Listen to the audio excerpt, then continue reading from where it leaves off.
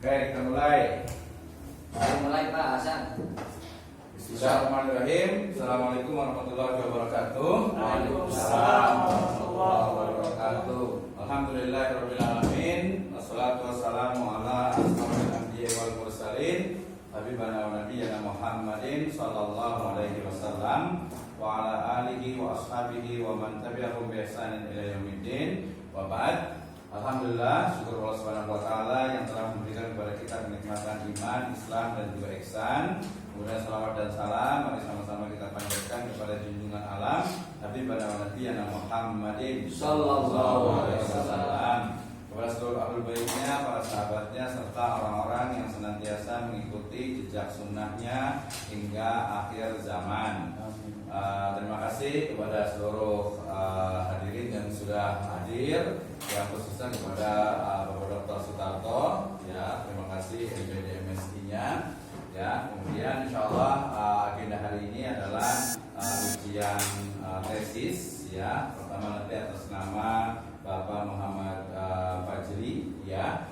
Insyaallah nanti dilanjutkan dengan Pak Hasan Asari dan juga Pak Dede Katiman. Seperti biasa dalam ujian tesis ini, pertama adalah pembukaan, kemudian yang kedua adalah presentasi dari mahasiswa lebih kurang 5-10 menit. Kemudian nanti ada munakosa atau tanya jawab oleh dosen penguji terkait dengan tesis yang sudah disusun, yang sudah diselesaikan untuk dipertanggungjawabkan. Baik, menghemat waktu saya berikan sepenuhnya di bagian atau sesi yang kedua, yaitu presentasi oleh mahasiswa yang akan disampaikan oleh Bapak Muhammad Fajri. Kepada beliau saya persilahkan. Silakan. Beliau mana dia? Berdiri dulu.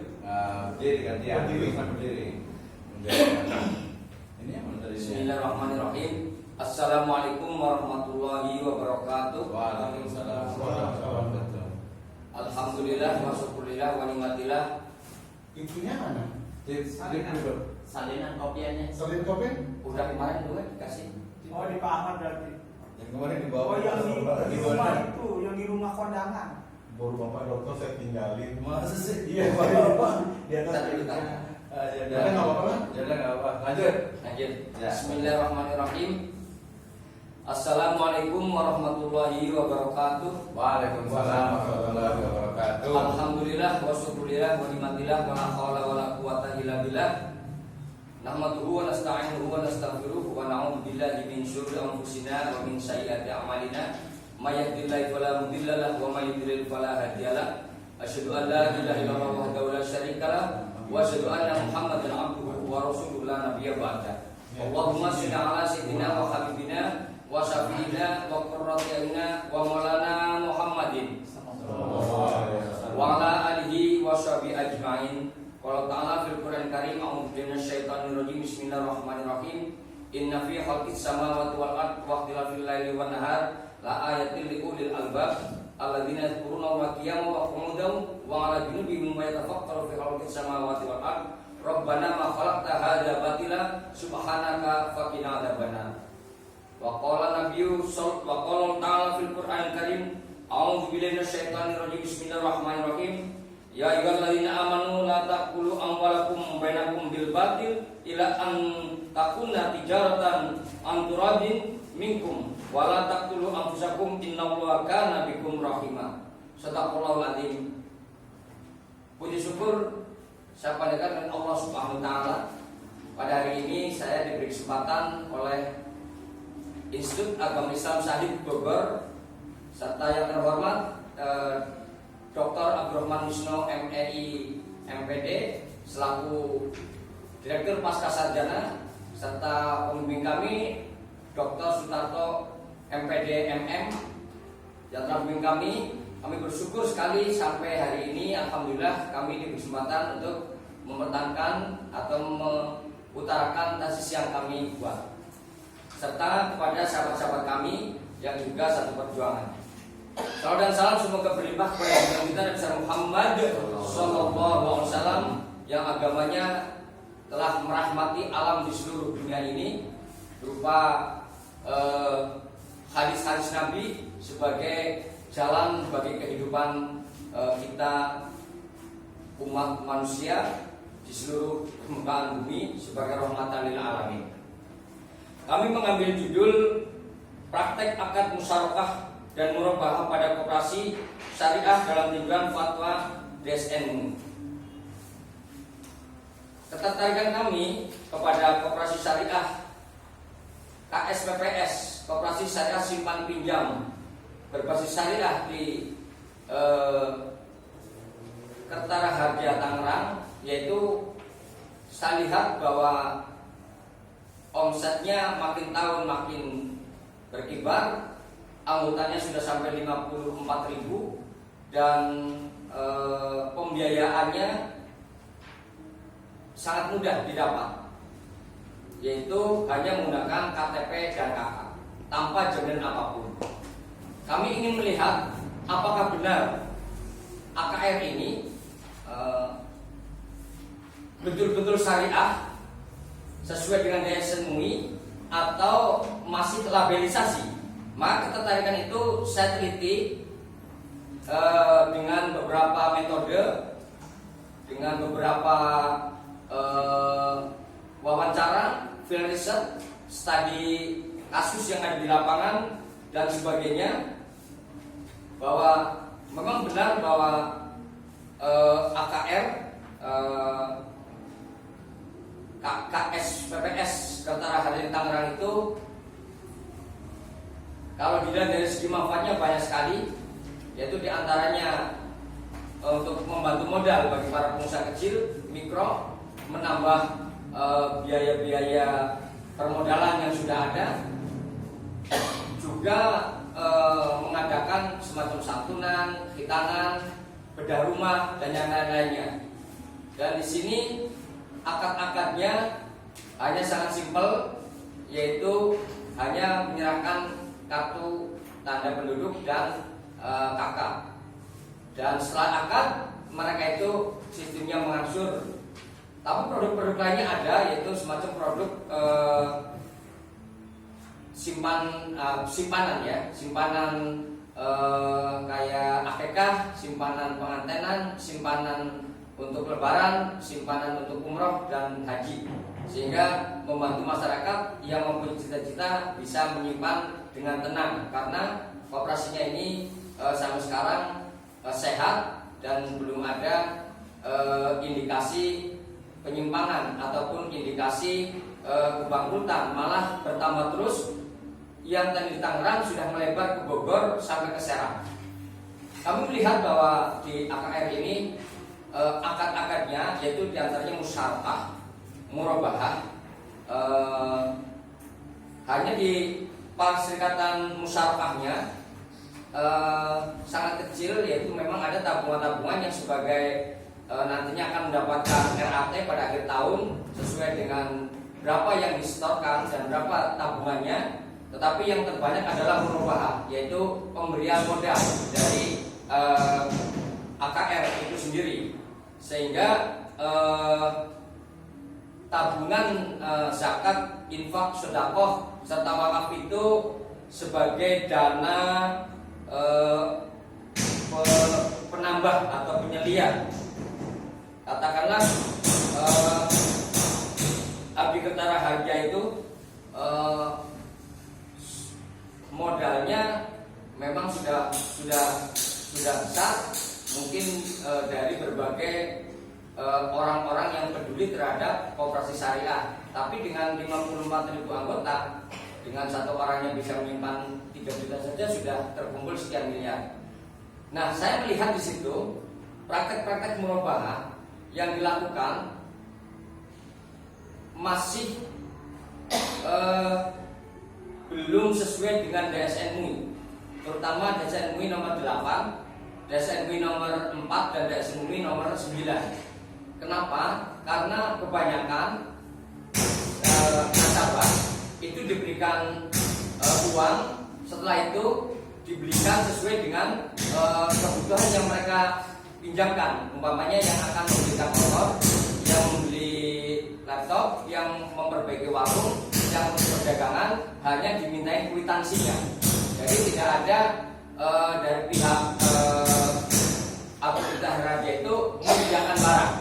Sebagaimana yang kita ketahui bahwa apabila uang dibayar dengan uang, itulah yang disebut dengan riba atau ribawi. Sementara yang dibolehkan yaitu wa akhlul bai'a wa harrama riba. Allah menghalalkan jual beli dan mengharamkan riba. Riba ini yaitu apabila kita minjem uang dibayar uang. Sementara Abdullah Raja platformnya bersyariah, hanya dalam prakteknya itu belum sepenuhnya sesuai dengan DSN MUI. Karena di situ masih banyak terlalu berat mungkin bagi pengurus dengan anggota yang 55.000 lebih untuk menyediakan barang satu orang per satu orang. Hanya dimintain kwitansi seperti umpamanya kwitansi pembelian mobil, kwitansi pembelian motor, kwitansi renovasi bangunan, kwitansi untuk pembiayaan warung dan yang lainnya. Sehingga ini perlu saya kritisi bahwa AKR Abdul Raja Kabupaten Tangerang ini perlu meluruskan dengan DSN MUI, yaitu terutama DSN MUI nomor 8, nomor 4 dan nomor 9. Sehingga kami berkesimpulan masih syariahnya masih syubhat, belum sepenuhnya bersyariah yang sebenar-benarnya. Itulah yang bisa kami simpulkan dari penelitian kami, baik secara field riset, wawancara maupun kajian pustaka dan berbagai sumber yang kami dalami. Demikianlah bisa kami sampaikan. Mudah-mudahan ada tambahan kritikan dan perkenan daripada presentasi kami, yaitu akad musyarakah dan murabahah pada Koperasi Abdikerta Raharja Tangerang ditinjau dalam fatwa DSN MUI. Lebih kurangnya demikian, kami akhiri. Wabillahi taufiq wal hidayah. Wassalamualaikum warahmatullahi wabarakatuh. Waalaikumsalam warahmatullahi wabarakatuh. Baik, terima kasih atas presentasinya Pak Muhammad Fadli yang tadi sudah disebutkan tentang tema, yaitu tentang implementasi atau praktek dari akad merupakan yang ada di SPPS atau di Koperasi Syariah. Baik, ada pertanyaan pertama tadi terkait dengan kesimpulan nih. Jadi dari kesimpulan tadi disebutkan kan tidak atau belum ya, jadi prakteknya itu belum sesuai dengan fatwa dari DSN MUI. Nah, bisa didetailkan lagi, dijelaskan lagi sebenarnya yang belum sesuai atau tidak sesuai itu di bagian mananya saja? Silakan, 2 menit. Yang saya lihat ketidaksesuaian dengan DSN MUI, bahwa pada DSN MUI itu yang jelas melarang pinjam uang dibayar dengan uang dengan suku bunga tertentu. Ini hanya semacam kalau di tijarah, yaitu dalam profit, tapi ada juga tabaru di situ yang memang benar-benar tidak mampu, memang tidak diwajibkan untuk mengembalikan. Begitupun yang rumahnya sudah mau ambruk juga malah dibantu lagi, tidak disuruh mengembalikan lagi. Hanya di sini akadnya itu tidak langsung muka bertemu muka, saling akad dan menerima barang. Jadi dikasih uang, silahkan beli sendiri. Di situ yang saya temukan. Demikianlah Pak Dokter. Oke, berarti uangnya langsung dikasihkan gitu ya? Uangnya langsung dikasihkan. Oke, baik, terima kasih. Itu pertanyaan pertama. Pertanyaan kedua tadi terkait dengan ini validitas data nih. Jadi tadi cara mengumpulkan datanya seperti apa saja itu yang sudah dilakukan di metode penelitian? Pada metode penelitian kami melakukannya dengan 4 cara. Yaitu pertama adalah kami mendatangi pada ketuanya Ibu Dewi di Tiga Raksa. Yang kedua kami mendatangi ketua kelompok yaitu Ibu Ida. Dan yang ketiga kami melihat secara langsung penyerahan uangnya. Jadi kita melihat langsung penyerahan uangnya kepada para nasabah serta pengembalian uangnya kepada koperasi. Jadi kami mengadakan penelitian langsung field riset di lapangan. Oke, jadi ada observasi, kemudian ada interview, ada wawancara dengan studi pustaka, gitu ya. Oke, tadi melanjut ke pertanyaan pertama. Jadi ketika ternyata di sana itu belum sesuai dengan fatwa DSN MUI, berarti kan ada semacam rekomendasi nih dari penelitian ini. Apa kira-kira rekomendasi, saran-saran, usulan dari peneliti bagi KSKPS tersebut agar lebih bersyariah? Kami mempunyai ide begini, memang masih agak sulit mungkin ya bagi koperasi ini untuk menyediakan barang secara langsung. Ya, tapi kami tetap mendorong agar mereka itu menyediakan barang apapun yang dibutuhkan oleh nasabah. Di antaranya saya mengusulkan agar dibentuk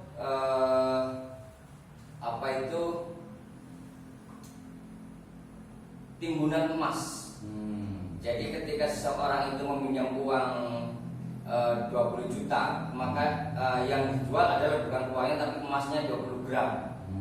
Sehingga nasabah pulang membawa emas dengan perjanjian emas ini harganya 25 apabila dibayarkan selama 2 tahun.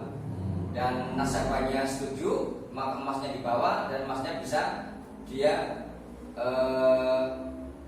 terserah dia mau dijual dengan harga seberapapun, tapi dia akadnya adalah jual beli emas, gitu. Sehingga dia pulang membawa emas. Itu yang kami sarankan kepada AKR, dan ini masuk dalam masukan kepada mereka, dan mereka masih dalam pertimbangan untuk menyediakan timbunan emas, gitu. Dengan uang yang miliaran itu mereka bisa menimbun emas, dan emas itu tidak akan hilang, tidak akan luntur, tidak akan berkurang. Setiap siapapun nasabah yang akan mempunyai ini dikasihkan emas, andaikan tidak ada barang lain, katakanlah mobilnya itu belum dibeli, motor dibeli, laptop ataupun HP-nya belum dibeli, maka jalan lain adalah dengan timbunan emas. Itu mungkin yang kami sarankan. Oke, ada 2 pertanyaan lagi dari saya. Tadi kan risetnya juga terkait dengan musyarakah, ya. Nah, kira-kira tadi kalau yang dijelaskan di pertanyaan pertama itu kan lebih kepada murabahah. Sekarang kalau yang musyarakah nih, jadi praktek musyarakah yang ada di sana di koperasi itu sebenarnya apa nih yang masih perlu diperbaiki, kekurangannya itu apa, dan rekomendasinya apa? Itu di bidang fokus di akad yang musyarakah seperti apa? Silakan. Pada akad musyarakah ini memang kelemahannya, keuntungannya itu masih ditentukan oleh pengurus, sehingga anggota itu terima bersih. Jadi musyarakahnya setiap anggota itu menyimpan uang selama 1 tahun. Itu di situ nanti ketika 1 tahun itu dihitung berdasarkan keuntungan yang ada yang telah diputar oleh koperasi, sehingga setiap tahun ada RAT. Setiap anggota yang mempunyai persyarikatan, yang ikut dalam persyarikatan, dalam sirkah, di situ akan memperoleh keuntungan. Itu baik berupa apa itu kalau orang itu sisa usaha ataupun cenderamata seperti jaket, payung, dan yang lain-lainnya. Serta biasanya mereka itu dimanjakan di hotel. Jadi mereka menikmati hotel untuk menerima hasil persyarikatannya selama setahun. Walaupun dilihat dari keuntungannya ya terkadang lebih besar daripada bunga konvensional, dan terkadang juga kurang. Tapi kalau dilihat dari yang selama ini lebih daripada bank-bank konvensional, karena kalau kita menabung di bank konvensional ada potongan-potongan, sementara kalau di bank syariah tidak ada potongan sama sekali. Ya, jadi potongan mungkin pajak gitu ya. Oh bisa ya. Yang itu terakhir, ya. Oke, yang terakhir dari saya terkait dengan apa? Nanti penulisnya nanti dilengkapi untuk nanti sebelum dikotak dilihatkan dulu ya. Jadi dari mulai awal kata-kata ininya, penandatanganan, pengesahan, kemudian juga transliterasi dan sebagainya itu nanti dimasukkan ke sini. Jadi nanti sebelum dicetak tetap nanti dilengkapi dulu biar kelihatan lengkap gitu ya. Oke, ya baik. Terima kasih itu dari saya. Kita lanjutkan ke Pak Profesor. Mungkin ada masukan silakan. Tidak harus lama-lama, begitu saja. Silakan. Terima kasih. Pertama, bagaimana kalau ada anggota koperasi yang bermasalah, misalnya tidak bisa melunasi, gimana? Dari sekian puluh ribu anggota, pasti banyak yang mempunyai sifat dan karakter berbeda-beda. Ada yang tidak melunasi karena memang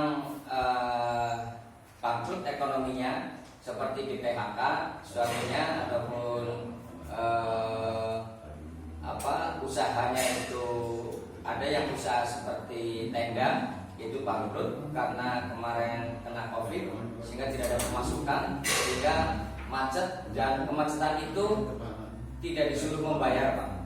Artinya ditempokan nanti ketika sudah ekonominya bangkrut, tapi tidak dihilangkan kecuali kalau dia itu kena musibah ya, musibah kebakaran ataupun musibah kerampokan dan yang lain, itu dibebaskan.